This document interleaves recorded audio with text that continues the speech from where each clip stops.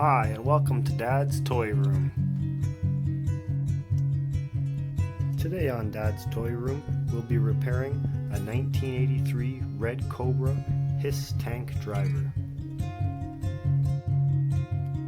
As you can see, the figure's already been taken apart, the screw from the back and the old rubber removed. All you need for this job is a small screwdriver and an O-ring found at any hardware store. First step is to loop the O-ring through the metal J-hook attached to the legs.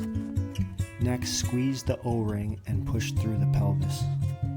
The screwdriver will help pull it through. Next, you'll be adding the back, arms, and head to the G.I. Joe. You'll do this by looping the O-ring over the round screw chase in the center of the body. It can be a little tricky to hold everything together. Now the final piece, the chest. Start at the top and slightly bend the legs back. Just add screw and Cobra is ready to fight again. And here is Red Cobra back in his original HISS tank, 1983, ready to go. Thanks for watching. Please like and subscribe for more videos like this.